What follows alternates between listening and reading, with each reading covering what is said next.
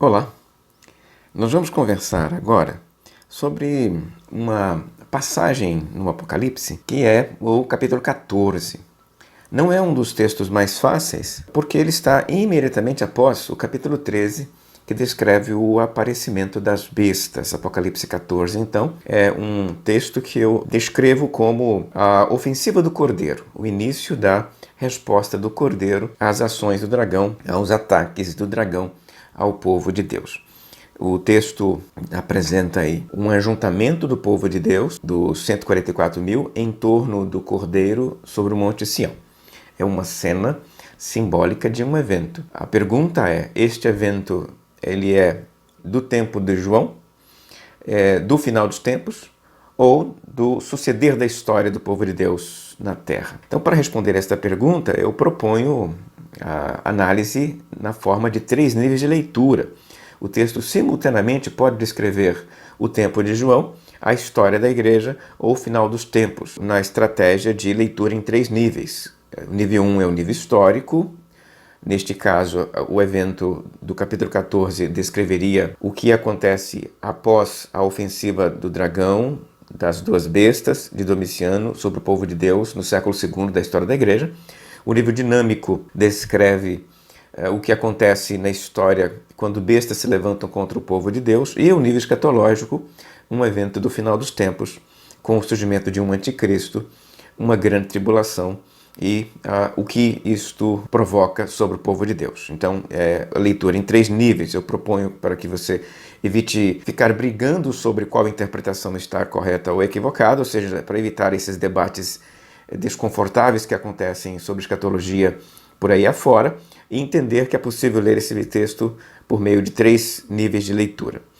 Volto aqui à questão do ajuntamento. Os 144 mil representam simbolicamente o povo de Deus que responde ao convite do Cordeiro, e, em linhas gerais, o 14 corresponde aí à grande tribulação. E justamente sobre isto, a grande tribulação, eu proponho aqui a percepção de 3 sugestões de corrente tribulacionistas. A primeira é a pré-tribulacionista, que propõe uma sair da igreja da história da terra antes da tribulação. A miri-tribulacionista, que argumenta que a igreja passa pela metade da tribulação, e a pós-tribulacionista, que espera que a igreja passe por toda a tribulação. São 3 correntes tribulacionistas que estão por aí, você encontra isso nos comentários bíblicos entre os autores, e é bom você ter uma percepção não apenas da corrente que você adota, mas também de outras correntes, para você entender que há um debate sobre este assunto.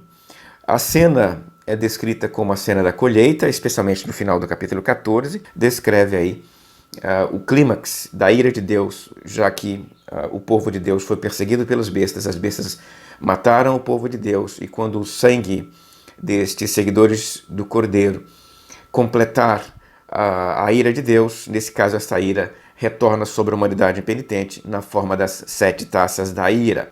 Neste sentido, eu acho que uma das grandes perguntas que o capítulo 14 coloca diante dos leitores é como reagir às bestas, como reagir à perseguição das bestas. Quando as bestas surgem no capítulo 14, o que elas querem é adoração, adesão, e elas oferecem, em contrapartida, uma vida mais fácil na terra, não tem perseguição, elas oferecem benesses materiais.